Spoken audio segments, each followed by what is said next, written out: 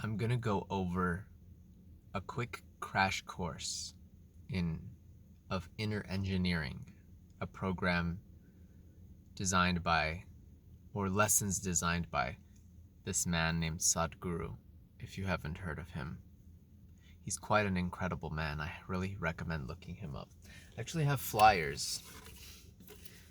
I'm going to show them off really quick.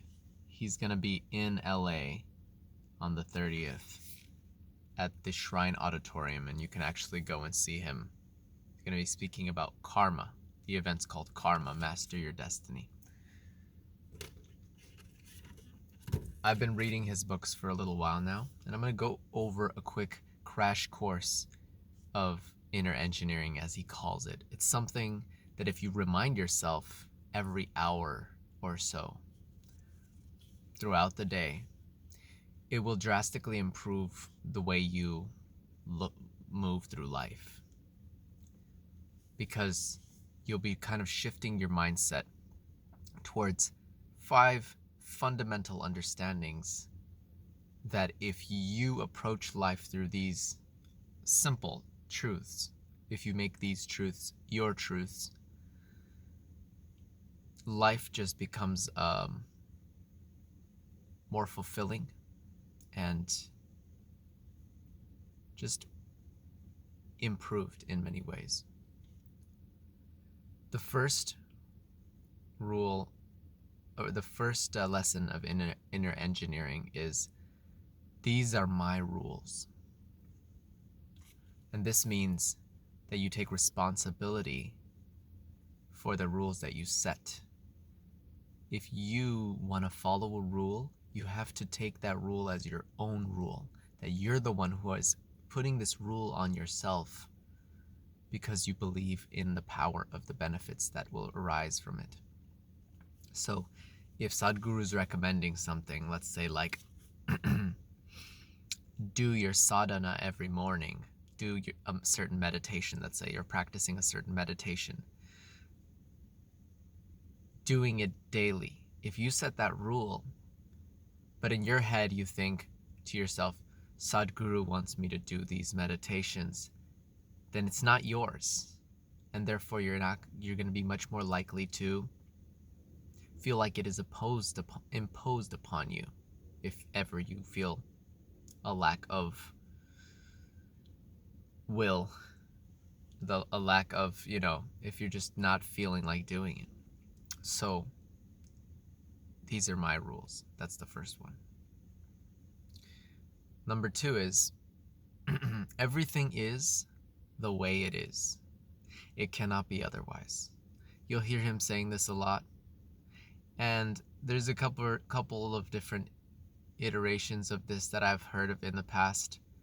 One I heard from Tyler from Real Social Dynamics. And he says, everything is already awesome. And how was it? You're already awesome and on... oh no, everything is exactly as it should be. Everything's unfolding exactly as it should. So this is similar to everything is the way it is. It cannot be otherwise. You might argue, of course it can be otherwise. Then why would we strive to change things if it couldn't be otherwise? This is speaking about the moment that you're in. In the moment, nothing can be changed.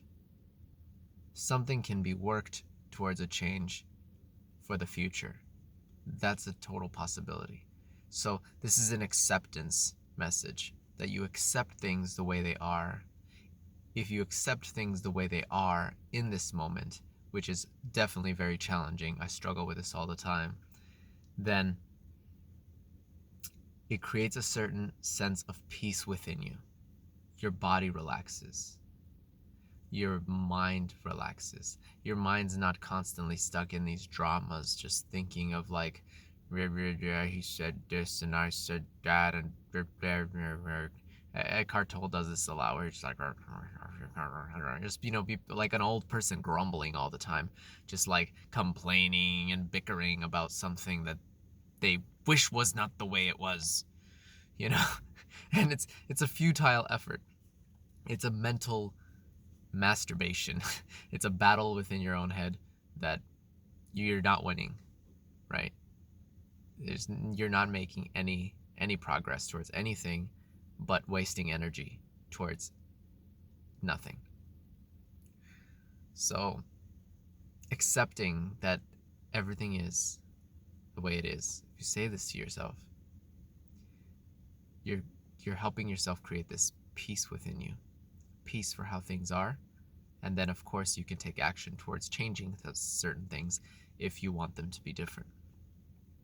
Number 3, my responsibility is limitless or unlimited. This lesson encompasses one of the very important notions that if you are capable of doing something, you should do it. If you're capable of doing something that needs to be done, then you should do it. If you're incapable, then there isn't a problem, right? Then you don't have to do it. But if you are able to do something and you don't do it because you believe it's not your responsibility, it's not a very good way to live, and that will affect your life in a negative way. So, taking complete responsibility for life is very powerful, very powerful. Number 4, I am not the body, I am not even the mind. In this lesson, he's teaching us to separate our identity from what it has been shaped to be. Of course, saying it mentally like this is not, the end goal, but starting out this way is very helpful to just start to say it to yourself, like, I am not the body, and try to understand what this means. I am not the body, I am not even the mind. There's even a meditation where you breathe in and you think, I am not the body, and as you breathe out, you think, I am not even the mind. It's one of the meditations. So if you do this long enough, your mind tends to, focus on that rather than just jumping all over the place, and it helps you settle down. Still challenging. Sometimes you'll notice I've done it, and after a while your mind will still wander. It will leave that boring path of the same two phrases, and it will go to something else. So then your job is to try to focus on just the breath and your words. So that's a really beautiful one. You're not the body and you're not the mind. Try to tune in with that, because as you disidentify with the body and disidentify with the mind, you become less affected by things that happen to your body and things that happen within your mind. You're not at the mercy of them. You're not so knocked off of center. You're able to kind of focus on the space between the body, between the mind, the feeling of being alive, this amness. And it's a very powerful zone if you can sink into that, if you can kind of keep your focus, keep your attention, your awareness on the stillness and the gaps. That's why excuse me. That's why when you listen to a meditator or a spiritual teacher teaching, they will pause. They'll do these long pauses.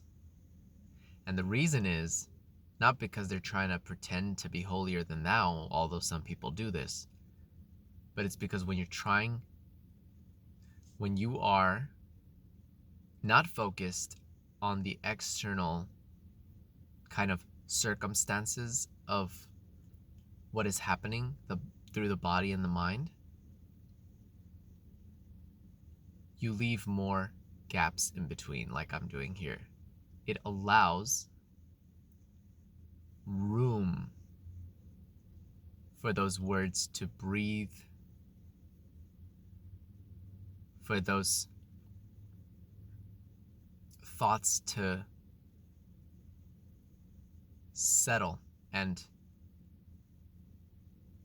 have a stronger impact. And so the focus doesn't become just trying. It's not to try hard, if that makes sense. It's relaxed. It's not in a rush. It's not trying to prove anything. It's just appreciating the beauty of the moment and like what's happening. And so it's not rushing because it doesn't have an end goal. And it's beautiful just to try to do that sometimes and try to appreciate that, like I am right now. I'm trying to appreciate that feeling of choiceless,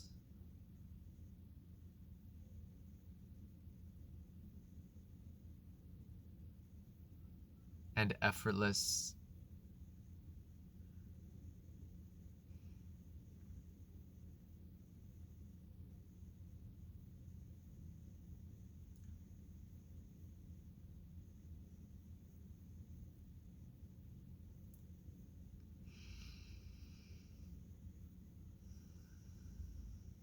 Throughout the years, working at such a high pace, stressful environment, it forces you to have to adapt, to learn how to do these things, because external situations can really take you over,